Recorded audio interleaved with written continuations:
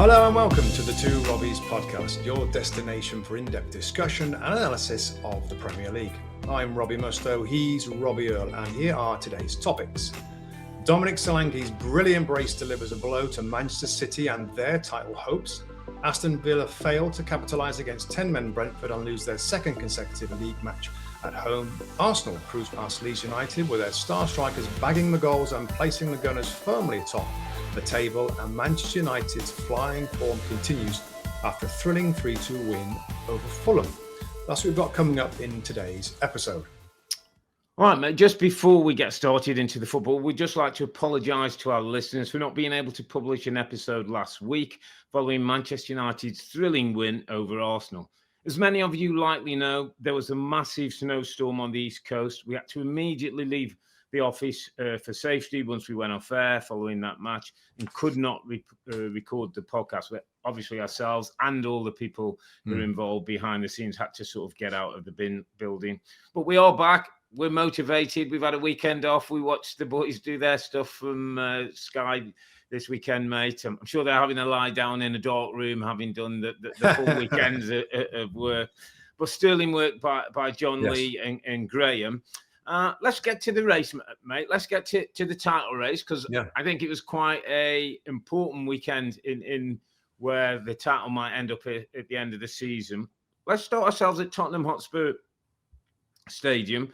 Tottenham Hotspur 2, Manchester City 2. I mean, if ever there was a classic game of two halves, this is it. City 2-0 up at half-time, Spurs being booed off. At the end of the game, maybe City hanging on, Spurs being cheered off with a 2-2 scoreline. So give us your takeaway, mate, on the game and sort of where this leaves Manchester City. Well, I feel strongest about Manchester City, Rob, and we'll get on to Tottenham, of course. But it was an incredible game, and I think I'm kind of obsessed with momentum in football. Yeah, and how it can shift so easily, and how you shift it, and how you get out of it when it's shifted. This was that case. Of course, halftime break gives the opportunity for momentum to shift. We saw it in the Chelsea game, which we'll talk about a little later. Just a remarkable game of football where first half, Man City was so in control, was so much better, was so enjoying the game. It was incredible to think that they wouldn't take away 3 points. Yeah, and they didn't take away 3 points because, Rob, this is not a champion team. This is not a durable team. This team lacks winning mentality. And I know that they've won before, but this current version, that doesn't happen to a team that's absolutely determined to get the job done. They had other chances to go further ahead in the first half. And when things don't start well, and by the way, the second half start for Man City was very slow, very sloppy. It gives Spurs, who are obviously fired up from their halftime team talk, the opportunity to press, to play higher up, and City failed to handle it. And that's I got to go back to, it's not a team that's ready to win titles, Rob, again at the moment. And I saw the frustration. If you looked at the end of the game, Rob, Erling Haaland's face, he was full of disgust and anger that they come off the field not taking the 3 points. And that's how I feel right now. And I think, Arsenal the whole club is anticipating, is determined to go over the line and win it. This Man City team, with that, again, by the way, there's been a few of those recently, just look like they're not really fired up to win it. Yeah, I couldn't agree more. I saw that 45 minutes as the evidence why Manchester City can't win the title. You picked on some of the words that I had. Defensively, they're vulnerable, mate. They make careless mistakes. They're not robust enough. There's not a Pep Guardiola team that's winning things at 2-0 wins that game 4 or 5. They get 2 more goals in the first 15 minutes of the game over, and then they can be in their control. They don't control the opposition on turnovers as well as they're used to, which is becoming a big problem to them. The defense obviously isn't as sterling as we've known. New players coming in, younger players taking the part. It was just evidence to me why, as much as they'll push, as much as they'll score goals, as much as they're going to win some games, they are not going to be the Manchester City that goes unbeaten from here to the end of the season and picks up a title. And it's not a Pep's Manchester City at its best. He looks as frustrated. If Erling Haaland's frustrated, Pep looks just as frustrated to me. I mean, I will go back to some of the stuff we saw in the first half, Rob. It's not far off. The team. Nah. There's a sense for me, mate, that when I hear the football and I hear it, and you know, when they're on, it's incredible. When they lose the ball, that thing from Pep's Barcelona days used to be, he almost used to pride his teams on how quickly they can win it back. That's gone. There's also a sense with this team, Rob, that I don't know. It's maybe you said it's that will, maybe it's a different chemistry. There's not that killer. There's not that killer about this team. And when they lose that killer with that ability, it's going to leave them short. Yeah, so we agree on that, right? We agree that the mentality, whatever you want to say, is missing. But what I just want to go back and say is there's a lot of talent there, Rob, on the team. There's still a lot of talent. Alone isn't going to do it. I know. But just think about the talent, Rob. Mark Gahey and Semenyo, two of the best players in the league, they've recruited. They're in the team right now. You know, Ryan Shirky's improving some of the things he can do. I know, but we agree. I'm just saying that the football, when Rodri's back in the team, Earle Haaland's always going to get you goals. You know, Phil Foden's out of the side right now. All I'm saying, Rob, is that mentality, the bit that we both agree on, is definitely missing. So that's not champion material. But I just would say, but they have got a good team though, Rob. There's a lot of good parts to this that may be a little bit more fine tuning or maybe an additional two. But there's a lot of talent in that team. That's all I'm saying. Okay, I misread what you're saying in that. Maybe you're saying more time. Maybe you're saying a couple more players coming in. You know, something extra, a little bit of spice of something to bring that flipping determination and desire to win, like we both but what the point probably I'm making then not very well is they've always had those champions who did both. Rob, Kevin De Bruyne worked as a champion, but worked. You know, Gundogan, you know, Bernardo Silva still continues. I thought he's their best player by a mile again today. Brilliant the little guy in midfield. Brilliant. You know, there's a number of players who come in who are good players. I'm not saying Semenyo particularly, who I think is set up particularly well, but I'm not sure Cherky off the ball does as much work. And those kind of players. And I think that's part of what maybe is missing from this Manchester City. Yeah, I'm not sure you don't see, do you? You don't see when the football's going well, but they didn't half used to work hard. Yeah. And the fullbacks, Rob, Nunez and Aït-Nouri, you know, kind of newish into these roles a little bit. I know Nunez played there a little while, but no, it was I think we agree on the main thing here is that they're not quite built with the same stuff to go on that sort of run to really force Arsenal at the end. But let's talk about a man who's trying to build a team of their own stuff, who's been under real pressure lately, Thomas Frank, and you know, doing well in the Champions League, getting his team to in that state competition, but not so well in the Premier League, struggling for wins at home. I got to be honest, Rob. The first half of the game, I kept turning my volume up because I was thinking, "There's no noise, there's no crowd noise." It was so quiet in there. It was remarkable. I can't remember hearing a crowd not so into a game as I've seen a big game, a blue chip game when you're hosting Manchester City. But fair play to Thomas Frank and his team. He had to make a change at halftime. I think Romero came out. Yeah. More to back four. Got Papsaw in the field who gave him a little bit more legs and energy. I thought Xavi Simons came onto a game. He's one we've criticised a little bit. I thought he came into the game second half. And Spurs just worked their way back into it, I thought. I mean, like guys on our show, Graham and Lee Dixon, the first half was as bad as I can ever remember Spurs playing, really, particularly at home. You're saying the stadium was quiet. Well, the players were lucky that it was quiet. I mean, they could have booed and hammered them throughout the first half. It was the worst. No pressing. He went with 5 at the back. That's always, you know what you're going to get then with City. They got extra guys in midfield because they've got 5 players across the back, Tottenham. But there was, you know, I sat there watching it thinking, we get City good on the ball, right? And we get, you've got a defensive setup. Okay, well, give us some fight then from that position. Give us some fight. And we saw the fight in the second half, Rob. But that, you know, a 2-0 down, the feeling of desperation, they change the system, nothing to lose. You know, we know what it's like as players, Rob. When you kind of have that nothing to lose, going to go out and show, then you're in a different mindset. And that's great, right? The second half's really, really good. Well done. The goals are brilliant. Solanke's second goal was amazing. But the first half really worries me, because that's what you've prepped for all week. and that's how they start. So the fight back is good. And you know what is interesting? The guys commentating, Stephen Warnock and Joe, they said even at the end of the game that it wasn't joyous. It was still a bit like mute, as if like we kind of got away with that. The second half was good, but the first half was so bad that I don't know, the doubts will continue, Rob, on the manager, I think. Yeah, and, I'm sure. I know this player's missing and all that, and I know it's a great fight back, but the first half was so inept, lacking of fight. It's like I'm sat there thinking, Rob, and I very rarely even mention this on our show, right? I very rarely say the players are not playing for the manager, because I think that's an easy thing to say, and it's very rarely the case. Yeah, very difficult. I thought about that in the first half. I'm like, wow, they're just going through the motions here. Are they playing for him? Second half, well, it's totally different. Yeah. So, yeah, I don't know, mate. I was shocked how bad it was first half, basically, from Tottenham's point of view. Yeah, I mean, it wasn't good at all. But I think at some point we've got to try and find a way. He's got to try and find a way to say whatever words he said at halftime, whether the change of system helped, whether it was enforced, I think with Romario coming off or not.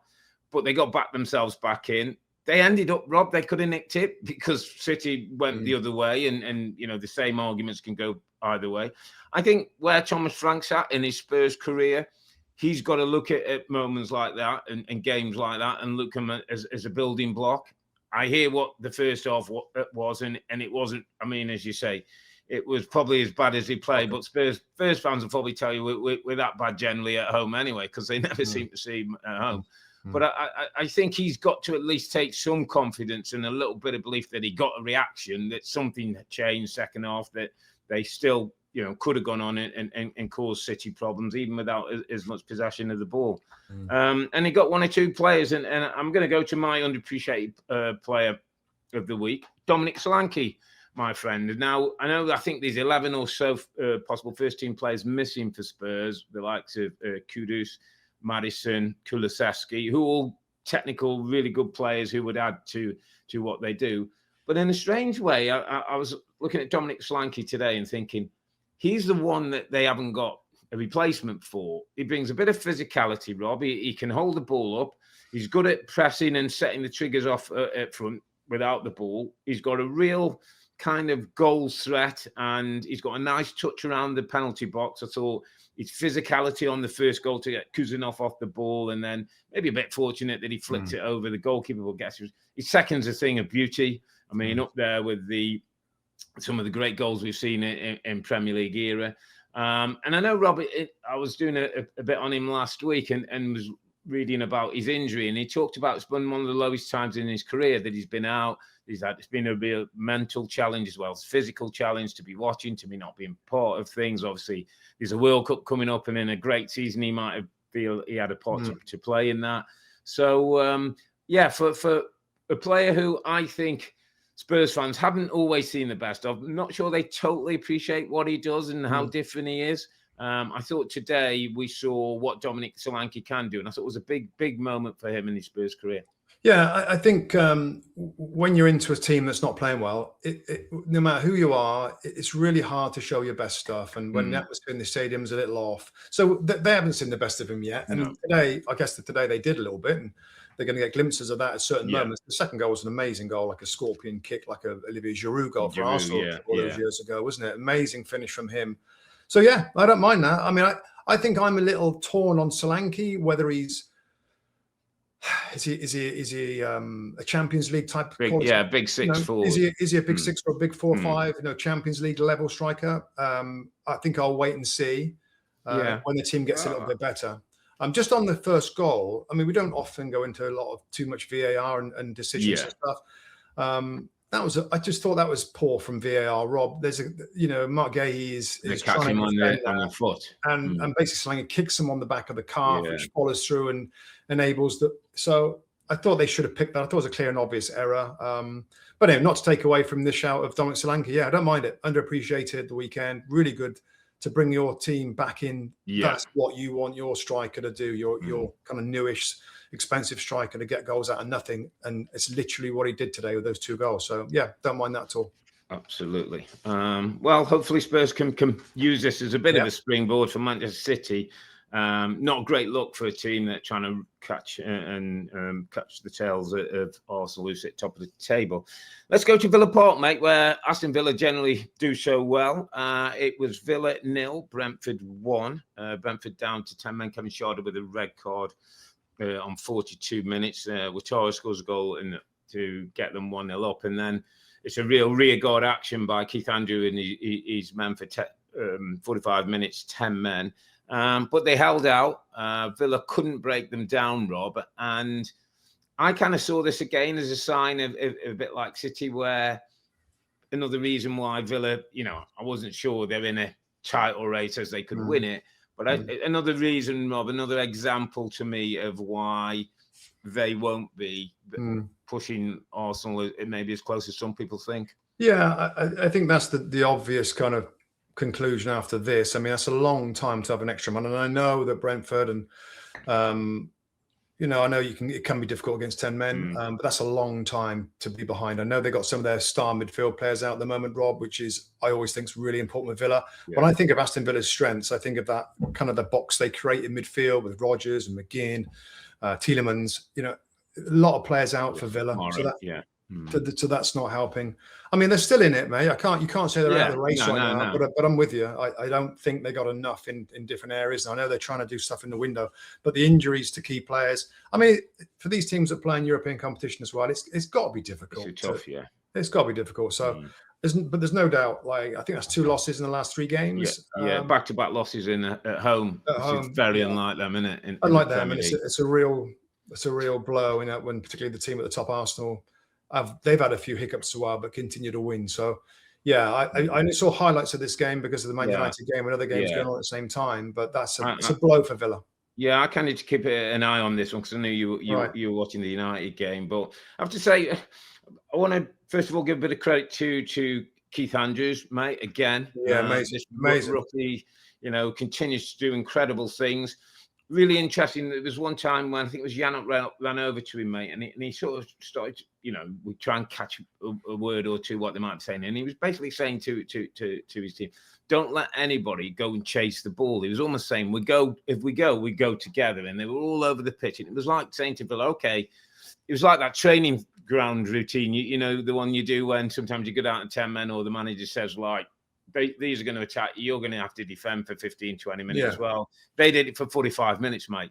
Yeah. Nobody got out of the shape. Nobody went rogue and went to close the ball down. They just stood in a 4-4-1 and stayed in that shape. Hard to break down. And really, really disciplined, hard to break down.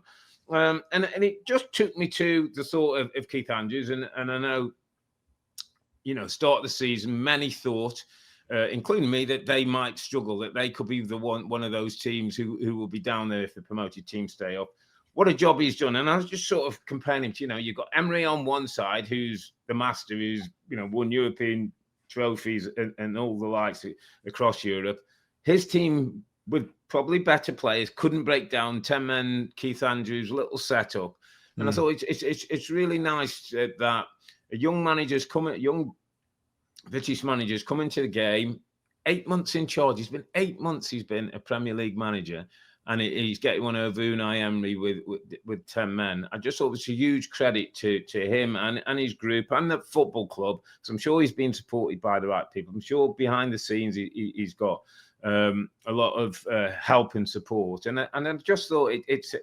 I was really pleased for him, Rob, that he's been given this opportunity, and we're not talking about him struggling. We're not talking about relegation. We're talking about a club that can survive. And listen, he's even trying to push for European football.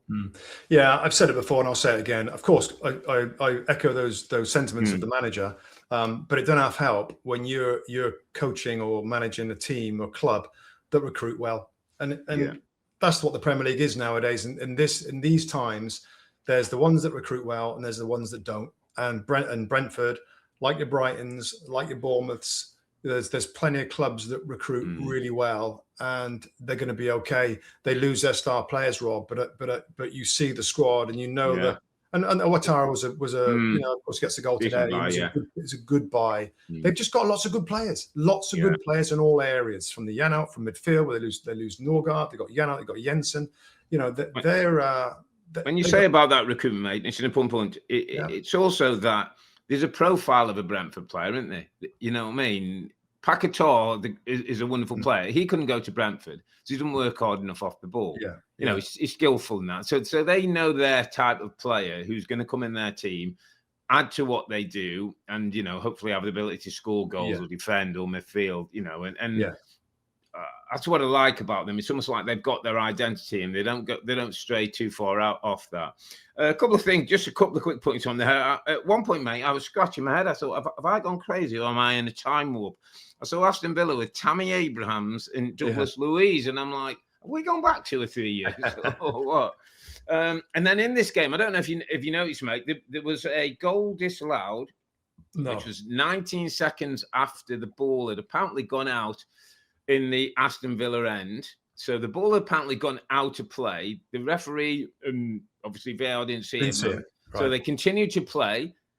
19 seconds later, Tammy Abraham off a shot that was repelled by Kelly, scores the goal. Then it goes to VAR. It goes all the way back. 4 minutes later, VAR decides that the ball was out of play it would have gone for the throw-in. All the ball was over. So as you can imagine, Unai Emery wasn't happy. Even Keith Andrews said, we probably need to start thinking about how far we go back. So did it feel like that was too far back, Rob? It felt like an age. But they're saying that was part of the attack. That was part. Well, yeah. So the ball was virtually at the other end of the pitch, right by the corner flag, and it was trying to keep the ball in. Might have been Sancho or something. Trying to keep the ball in, and it apparently had gone out of play. But obviously the ref continued. They built up the ball, worked it, ended up with a shot. Goalkeeper saves. Tammy Abraham scores, thinks he's got the goal. When VAR intervenes, they go that one. And it's one of those, with the ball where, depending where you look, some of the lines can look. And so it was tight. It was real tight really as well. Tight. They called it out. The goal was disallowed. So honestly, you'll see the Villa fans.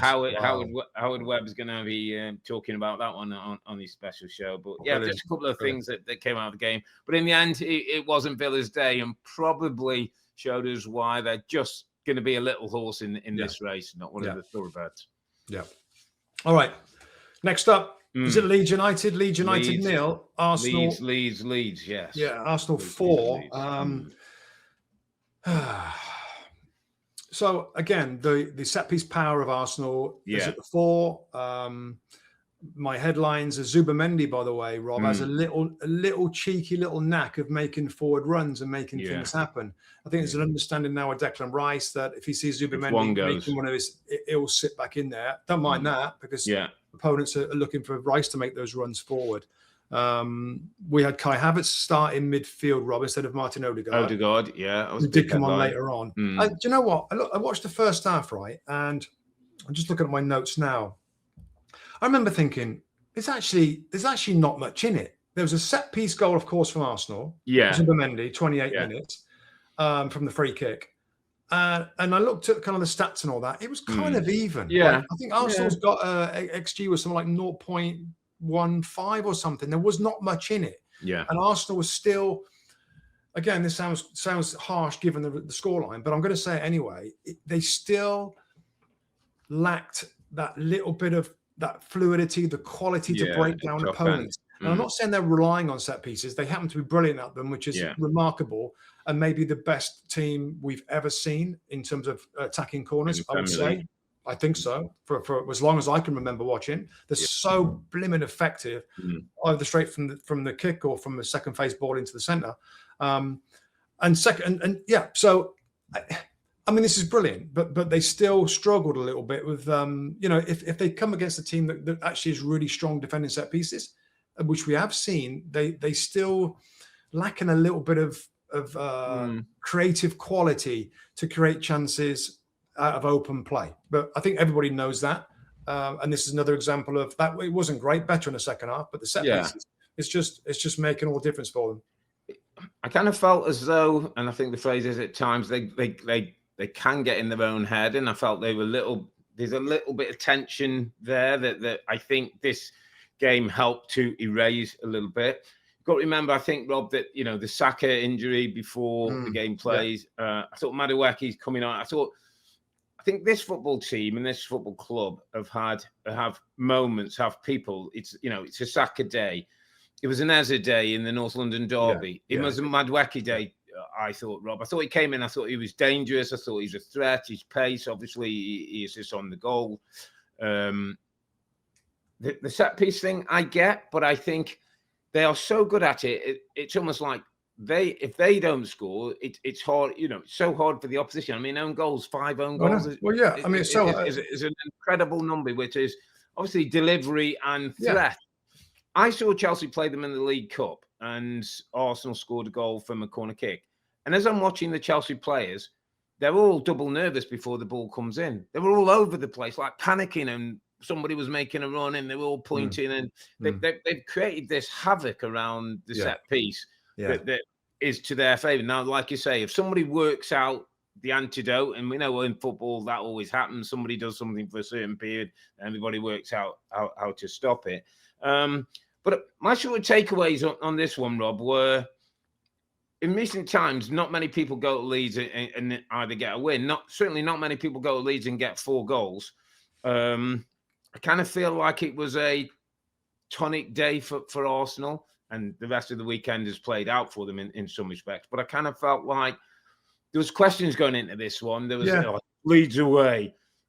It's Ellen Road. It's that set of fans. It's this team. They're different. A draw up there, and all of a sudden everybody's in. Everybody's piling in. And I thought whatever was needed, they found their way. And the set pieces played their part. The 2 strikers get their goals. Their football came in the end. They get Odegaard on. They've got Havertz having minutes. It just from all of a sudden from kick-off to end of the game feels a whole different look to the team and the club. Yeah, I mean, I'm talking about the first half there where they looked a little struggling with creativity. But when you take the whole 90 minutes, Rob, and you look at the subs that came on, Martinelli, Odegaard, Jesus, Calafiori, and Eze. And that's what's going to be the story of this title win when Arsenal finally do it, is that the strength of this team, the squad, and he can dial it up and down now, given the players is available. But the reaction from the Man United loss, like you said, was an important game today. And I thought first half they weren't at their best, but the sheer amount of quality they can bring into the game. I mean, the Jesus goal was these are subs. Odegaard passed to Martinelli across to Jesus, who scores. That's all subs. I mean, it's an incredible team, and almost everybody's fit now. Calafiori was out for a little while, of course, came off the bench in this game. So that's the strength of Arsenal. I mean, good for Gyökeres as well, Rob. He got a chance, didn't he, earlier on? It was like that. That's what again. they need. But he does get his goal. He gets his little celebration. It's good for him to get the confidence, and great for the manager to have his 2 strikers scoring goals and the set pieces. It's just a very strong machine of a squad. Not just the team is very good, but this title is going to be based on the strength and depth, the signings that were brought in, and Gyökeres hasn't really done what they wanted from a 9, Rob, quite honestly. I mean, the numbers are getting better. They kind of look better, but you wanted more of a Premier League regular scorer, and he hasn't really done that. But he's got his goals, he's got his few, and everybody else chipping in with the set pieces is going to be good enough, I think, for them to win it.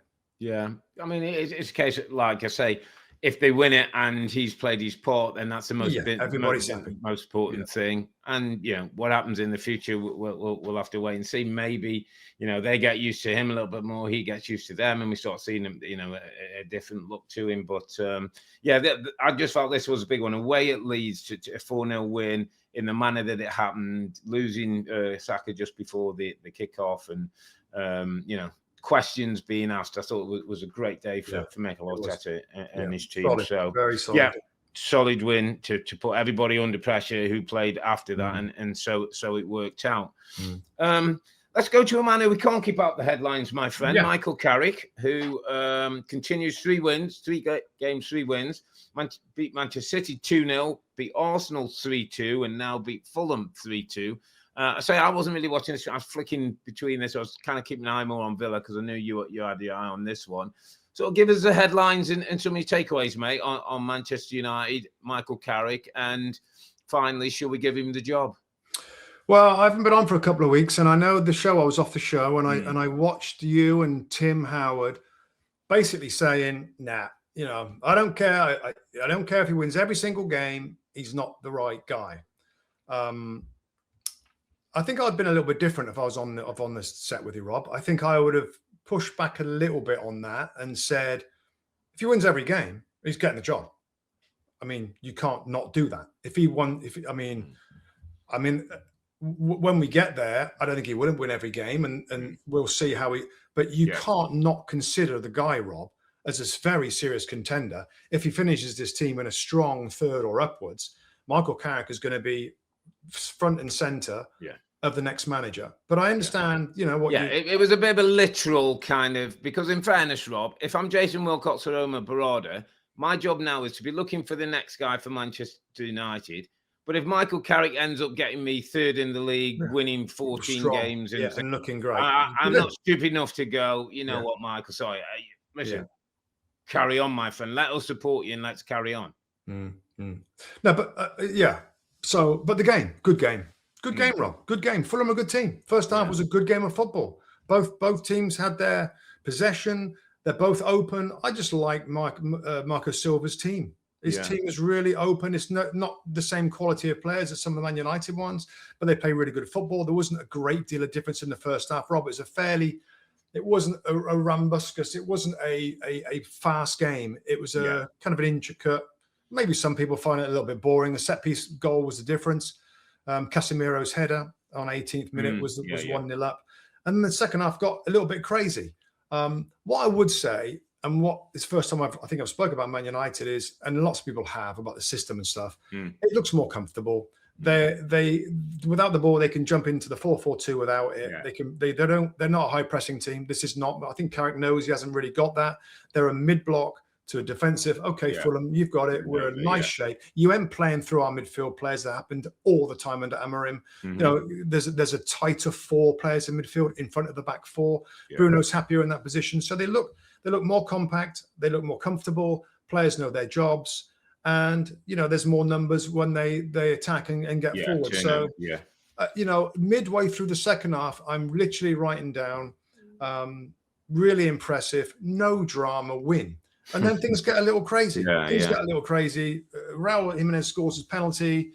And then Kevin, the substitute, I think it's a record signing for Fulham, comes on and bangs it in the top corner. Beautiful goal. It's 2-2. And I'm thinking, wow, how did this game get to 2-2? Again, an amazing game of different momentum shifts for the home side to the other one. Yeah. And then Sesko comes on and scores a winning goal. I mean, it was an amazing game of football. The late goal, of course, the attacking style throughout for Manchester United. They just look more comfortable in this role. The fans are happier.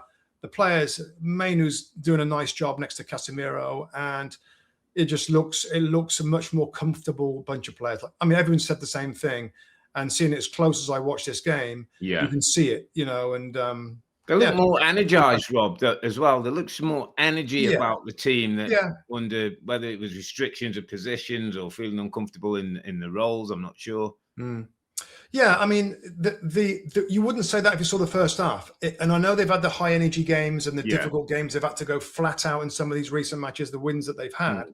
This wasn't one of those. But that's what I'm interested in. I'm not interested in I take less away from a game against a big rival. Yeah. And I know I read somebody said that Man U Fulham will be a good test for Carrick to see against Arsenal. Let's have a normal game and see how it sets up. And it was deeper and it wasn't flat out to win out of desperation.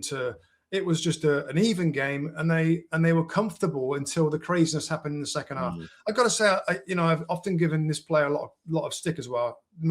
Harry Maguire and Martinez, they do a good job back there. Shaw's back at left back. I thought Dalot, it just looks, I don't know, it just looks better. Those two played really well. The midfield's well structured. It was. What about Casemiro, mate? Because I know. He's on his way out, isn't he? They're going to have to replace him and his goals, by the way, because he comes up with some important goals. Well, it's very interesting you say that and you bring that up. And I don't know whether you caught our memo, but my underappreciated performer is Casemiro, Robbie Earle. Now, I know it's easy for me to say that when he scores a goal. He scores the goal, first one. He assists with a no-look, brilliant ball. Yeah, I saw the no-look picture. For Cunha, who smashed it into the top. and his general play in this setup when he's got more players close to him. He's a class act, Casemiro. And, it's why would you is it age? Is it money? Is it anything else? Why at this stage you would be saying, oh, he can go? Because he did have a year option, didn't they, on his contract? I think it's his decision, isn't it? I think he wants to go back, and I think he wants to. Okay. I don't know about that, but and underappreciated. Maybe I just think he's got a lot of stick in he. And you can't really say for the money that was paid, a huge fee for a pretty old guy. And he's done okay. And there's moments, like you said, he's got 4 or 5 goals, hasn't he, this season, I think. Yeah. I think he might have 5th Premier League goal that was. Isn't it almost the case, Rob, that maybe played in a different style with a different setup, would have seen a better Casemiro? Maybe. Yeah, maybe. And that's the point I'm trying to make today, Rob. It's saying that underappreciated. Yeah. Again, I'm not arguing that he's been great value for Man United with the money paid and his age, et cetera, and he'll leave on, for free. Yeah. I just remind people he's class. He's a classy player, and you see bits of it from the passing, from the goals. Some of this, he sprays the ball from midfield. He did a good game today, Rob. Casemiro had a really good game in the middle of the park. He got a standing ovation. He came off pretty early, actually, kind of midway through the second half. Ugarte came on for a bit more energy in there. So I just think it's a tip of the cap to Casemiro, an absolute champion of a player that's won so much at Real Madrid and has got a lot of stick at Man United. But I think we all got to remember that there's a classy player in there. And I think Old Trafford, I think the Man United fans, they've seen it, even though it may not have been every week, Rob. And there's times his legs couldn't handle what was going on around him, to your point, in a different setup, maybe a bit more influential. But he's a class player, and we saw it today, and I want to give him a little shout. So he's my underappreciated performer of the week. Yeah, it's a good shout recently. And I think, Rob, he'll help in the next, 16 games to develop Kobbie Mainoo and teach him a little bit of what it is to be a midfield player and do a good job in there. So, good shout. Can't argue with Casemiro. I know it's a lot of money, and I know it's a big salary, but he also brings big presence and gets big goals, by the way, for Man United. Okay, my friend, let's move it to Chelsea 3, West Ham 2. Another game where we talked about West Ham getting ahead, getting 2-0 up, and then Chelsea coming back 2 times. That's 2 times during the week now, against Napoli in the Champions League, and then against West Ham in the Premier League. Well, our thoughts on Liam Rosenior. We spoke to him, didn't we? Just 10 days ago. It was fascinating to get into him. He doesn't give too much away. He gives sort of stock answer with a little bit of detail. But however he's doing it, Rob, he's kind of finding his way. 6 wins in his first 7 matches as head coach. I'm sure it all hasn't gone swimmingly, and he's probably conceding too many goals in that. But one of the things I like, Rob, is that he seems to be able to address issues, problems, decisions, and he seems to know how to motivate this group. And I always felt under Maresca that wasn't always his strength.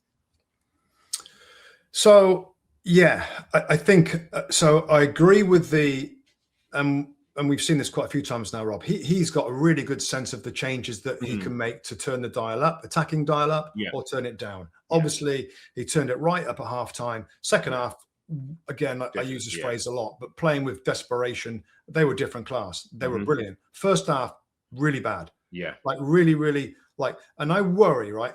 And I did put it in a question. I try to put it as a question to Liam Rosenior when we spoke to him, Rob. It's like sometimes, and it happened a little bit in Maresca, it's very, very structured football. Yeah. It's very along the back and midfield, and they play backwards and sideways and diddly. And they're in their own heads about where I've got to be here, and we make this box, and he comes in there, and sometimes he does that, sometimes he does that, and then we have this option, this.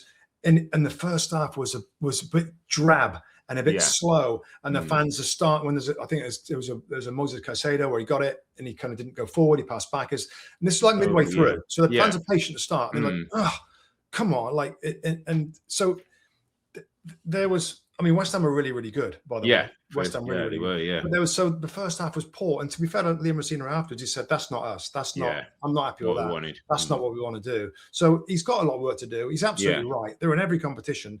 He's had very little continuity on the training ground to put some of these things in play. What he knows what he's doing, Rob, and he knows how to turn it up. Yeah. So his favourite one is to bring Enzo from an 8 to bring him back as a holding, like Bruno did for United. Playmate from deeper position. He changes his fullbacks. He changes his wingers. He changed everybody. Garnacho and our guys in the didn't he, in Esteval? But Garnacho was poor, Rob, first half. Yeah, he was. Yeah, I mean, Chelsea, apart from the going nowhere football, they were wide open. Wide open in the wider kind of areas. West Ham United could just bring the ball forward down the wide areas. Garnacho had a shocker as a left winger.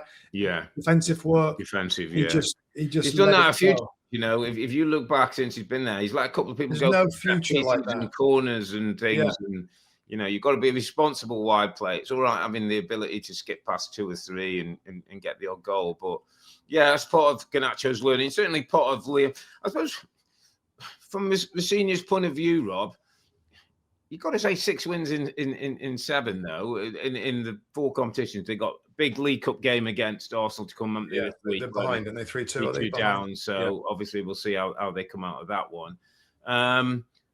But I think it's been a pretty impressive start for a young guy who's inexperienced, who we're all kind of watching and not really sure what he's about. And one of the things I like most about him and is that it looks to me, Rob, like the X's nose and his shape, and he's playing the football. But sometimes it looks to me like he's just making sure people are at it and doing the work. And some of those things that I think some coaches can almost go too far away from. You know, I remember when Arne Slot came in at Liverpool that time and sort of said, we don't win enough duels. We're not. There's still a basic element to football that you have to do if you're going to be reasonably successful. And I think he keeps reminding that, or goes back to that, or he made comments after this game where, like you said, the first half, we weren't at what we do. There was no press. We weren't in control, blah, blah, blah. But he also talked about, to me, looks like he knows how to push the buttons to get people doing a little bit more. But where was that in the first half then? So, but I'm saying he saw it from the not happening in the first half and was able to address it at half time. But I know what you say. Ideally you want your team to go out with that and start well. But at least at 2-0, I'm not sure Maresca is that way. I think Maresca would use his tactical thing to say, okay, we need to put another guy in, or I need to, bring invert another fullback, or I think he's more very driven about the X's and O's and sometimes less about that kind of physicality that's also important if you're going to, and speed of play and intensity and all those things as well. Well, I mean, it was so much different, Rob, in the second half. I mean, talk about game of 2 halves again, like the Spurs Man City game, and it was amazing difference. I'm so fascinated with this, right? I'm so fascinated with this appointment of Liam Rosenior as a young coach from clubs that's like, well, yeah, we know those clubs, but wow, Chelsea. I'm so fascinated by it. It's great that we had a chance to sit down and talk to him for 15 minutes. And I'm like you, mate. I'm impressed. I think he's really smart. And I think he thinks about all angles of it. He's into this job, right? Like it's the most important thing that he's ever done. And I guess it probably is. I think I read something the other day saying he's not even looked for a house yet. Like he's at the training ground. He's totally into it. I'll tell you where I think this and the football that we've seen, Rob, it's important to say, it's really good. And it's very similar to Maresca, right? The system. And we asked him that. And he said, a lot of the top managers are doing it right now, the way that, the fullback in the midfield and the square box and all that kind of stuff. So he's all over that. So it's very similar. Yeah. I think that this is going to come down to, and his man management style right now, of what I've seen, what he speaks to the media, is very much like, I love this group. We've got a world-class player. He's been brilliant for me, blah, blah, blah, blah. Has he got a nasty side, Robbie? Because when you're dealing with these star talents, the best managers have got a nasty streak when they know when he raises his voice or he's angry with them, they kind of, fear is maybe the wrong word, but all the greats have got that. And I just respect. He speaks so well, and he's so kind to his players. Is behind the scenes, he can have a nasty streak to get these players when they go a little bit sloppy, Rob, or is he considered, because of his age and because of experience, as an easy touch manager? What do you think? It's a good question, and I think, knowing what I know of him, listening what I've heard, and speaking to him and doing a bit of research, I think he's smart enough, Rob, to know that he needs that. And I think the biggest thing is when he uses it, right, and how often he uses it. it's brilliant talking to Lee Dixon, and you when he talks about Arsene Wenger. Now, Arsene Wenger doesn't appear to be a big shouter and screamer. I remember, I had a boss who'd be in your face, would chuck a cup of tea on you and all that. Joking. Well, Fergie was, wasn't it? Man United. Yeah, was one. Could go crazy, and that would get the players.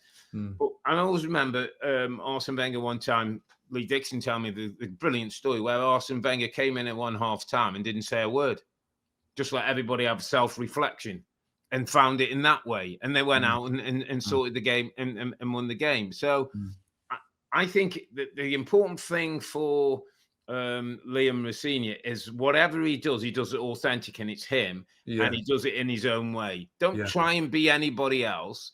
Yeah. But he has, you're 100% right. He's got to find it, and he's got to find the right time. And sometimes, Rob, dare I say it, and I've been in football, sometimes you've got to pick the right person. Somebody can take it, or somebody who, you can go after and say, listen. And the others see it. And the others see that and go, wow. I'm not saying particularly, but maybe Cole Palmer might be, oh, geez. He didn't allow Cole to get away with that. He went in and did. No, you make a good point, because if the other players are in a dressing room and they're like, "Wow, he's going after the star player," and like you said, like he won't want a confrontation, so the player's got to be one that will just sit there and take it. Yeah. I mean, he's doing everything right, and I think what the directors of football at Chelsea much talked about, what they got to be happy with, Rob, is that the football is the same, if not better, than Maresca. Yeah. And I think we know that the Rosenior is much more of a good guy, an easy guy to work with. Maresca's kind of feisty and he's a bit dark, isn't he? Rosenior, if he can match the football stuff, and Maresca won stuff, so of course Rosenior's got to win stuff at some point. But if he can have the similar football, entertaining football, improve these young players, and be good with the media, and be tough enough, and help respectfully in the transfers of players, because I think Chelsea is very strong on that with their directors. I mean, I think it could go really well, but let's wait and see. I still worry about that football being a bit too planned and cerebral, and not enough like, let's just get out there and rip them and get amongst it. Yeah, but no, so far so very good. We like him. Really absolutely like him. Yeah, impressive guy. Let's go to Anfield. Always a classic. Liverpool v Newcastle. Maybe didn't start in the way Liverpool liked. I thought it was a bit end to end early in the game. Newcastle started well, didn't they? Yeah. Really started well. Got themselves a goal, Anthony Gordon. When Liverpool come back and get 4 goals in what was a really good day for them. Ekitike with a brace, Wirtz with another goal, and Konate, emotional moment for him coming back after his father had passed away. Yeah, again, enjoyed the game. And enjoyed Liverpool's kind of different look. I think the 2 players that we talked a lot about, Florian Wirtz and Hugo Ekitike, grabbed the headlines. Wirtz looks more active. He looks in better areas. There's end product coming now. I remember probably a couple of months ago, I said that he makes a lot of unnecessary passes, like unnecessary. Comes deep, taps it. But now he's in better areas to make things happen. Assist is a lovely assist for Ekitike's first goal. Beautiful, scores himself with a clever disguise shot into the corner. I thought at times, again, they look a little open. So, Newcastle had a lot of opportunities, Rob, to bring the ball forward, particularly the first half an hour. And when you look at Liverpool's setup right now, and again, this is all interesting because Arne Slot has talked about being more protective, right? And what happened when they were more protective? They were less dynamic going forward. He's turned it up again. I like the front 4. I mean, not that Mo Salah had a brilliant game from the right side, but when I see Mo Salah and Wirtz in behind Ekitike and Gakpo on the left, I like it. Pretty good, and at times, that's exactly how it looked. 4-2-4. So that, again, there were spaces around Gravenberch and McAllister that I thought Newcastle enjoyed, similar to the last game. But again, I like the fact the Slot's turning up and changing things and not just doing the same old stuff, hoping that something will click. This was a lot better. And, again, the Konate thing at the end there was special, like a player to score and to think about his father and shed a few tears. It's like, wow, it's like powerful stuff. But I like the dynamic front 4 of Liverpool. I continue to really like Ryan Gravenberch, Rob. I know McAllister's not having quite the same season. But I thought it's really good for Liverpool. It's interesting though. I saw some headlines where Stevie G was linking Ekitike to Fernando Torres. Yeah, you see a little bit in him. Yeah, I saw that. And I thought it was an interesting one. There's a lot of similar, like that slowing down and an explosive pace, running past people, and like the big toe poke finish that he does. It's a really clever finish. Tell you what I kind of love as well, and it wasn't like you said. It wasn't a Salah day because he didn't dominate the game as was off scene and off the goal score. It's almost like these two Viets and Ekitike are like two little buddies. Yeah, probably like playing with each other, looking for each other, which I think is a really nice thing for Liverpool to have. So if it isn't a Mo day and, the goals aren't coming there, we've got these two who work together, who kind of look out for each other. Probably come from a similar time. Both, came for decent money, although Ekitike was seen as the understudy. I thought it was a nice moment when you saw Isak clapping Ekitike's finish. And, when Isak gets back, and we know it could be a while with the injury that he's had, but Liverpool could have two top forwards at that stage. Yeah, but what would you play both of them then? It's going to be the same problem, Rob, when he comes back. And I know there's different games. I know that some are playing, but Hugo Ekitike, I'm such a big fan of him, Rob. I mean, can he play off the left-hand side? Should he? Should he have to do that? Well, that's what I'm saying. If not, are we saying one plays and one doesn't? Well, mostly that would be preferable for the shape and the balance of the team. I mean, in practice, of course, that's going to be difficult when you got your huge signing that's wanting to play. All I'm saying is, with Hugo Ekitike now, with all the signings that come into this league, I know, right, that at minimum, Ekitike is going to be a very, very good Premier League striker for a long time, right? Sure, he's a kid. He's a kid. But he might be a phenomenal striker. Like really, really top, better than Isak, and other strikers that have been around the Premier League. But so unless he plays regularly as a number 9, we're not going to find out. I don't know. I mean, maybe it's a good problem to have. I mean, I still believe, and I said it. I know I said it at the time that when we first started watching Ekitike, Rob, Isak wasn't done, and I'm thinking, don't need him.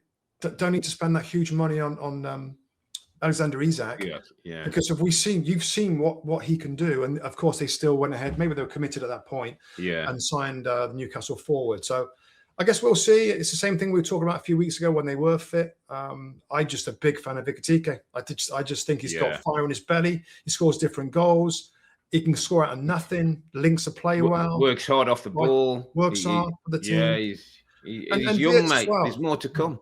Yeah, and Florian Wirtz, fair play to him, Rob, because I think we're all starting to see him as expected, really. I think the pressure is maybe off a little bit, given at the start. Oh my, we've got this brilliant player. Yeah, he's in a team that wasn't really functioning very well at the start.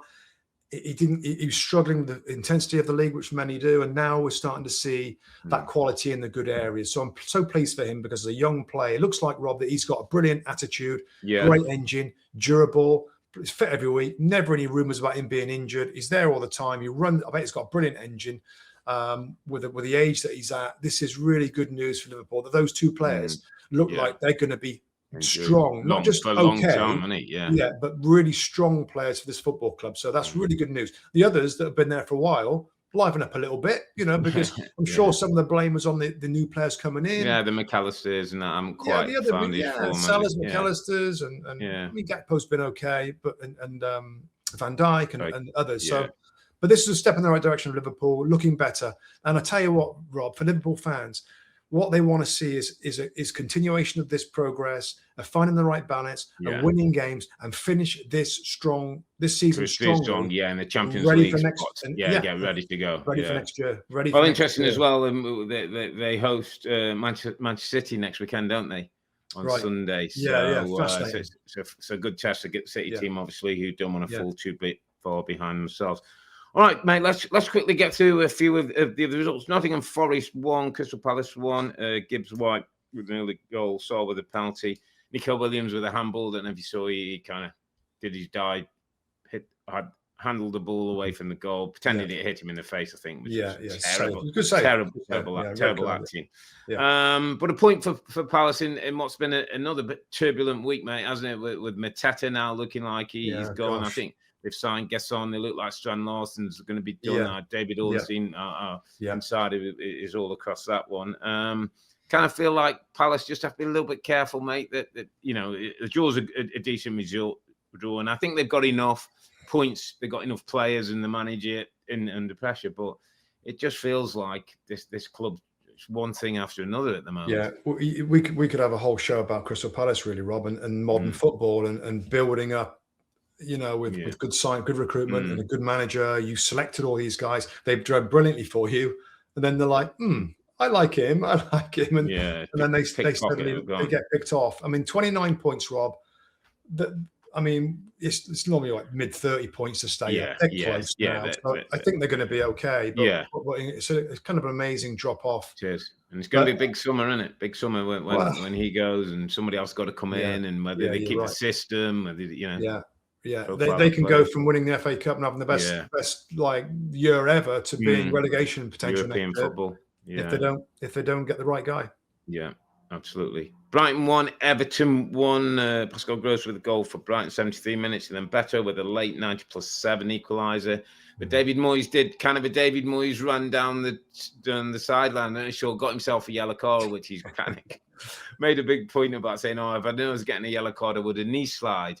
I'm not sure David Moyes has got the knee slide in him to bless him. His interview afterwards where he's swearing was like, what? You know, really? If you can't, if you can't celebrate a goal like that, and I'm with him, by the way. Yeah, I'm with him on that. Work hard all week. Yeah. Wolves 0, Bournemouth 2. Bournemouth can in a bit of form. Kruppi again with a goal, and Scott gets good player, Kruppi, Rob. He's got young player. Like, this is happening quite regularly now, where a young forward, again, you know, another player, another Bournemouth recruitment. Really good. So good 3 points for Bournemouth. For Wolves, obviously the inevitable, I think, is not too far away. All right, mate, we're going to wrap it up for this week. When Arsenal get a win, City get a draw, and Villa they get a loss, putting the Gunners back in control at the top of the title race. We'll be back next week. That's Sunday, February the 8th, and we're broadcasting from the Super Bowl in San Francisco. So we'll try to put a small podcast together to make sure you're up to date with all your Premier League news. And we'll look back at Liverpool hosting that game we talked about, Manchester City, Anfield. A big game with big repercussions. That's 11:30 a.m. Eastern Time on Peacock. But for now, I'm Earle. He's Mustoe, together with the two Robbies. Thanks for watching and listening. Be safe, stay healthy. It's good night from me. And it's good night from him. Good night now.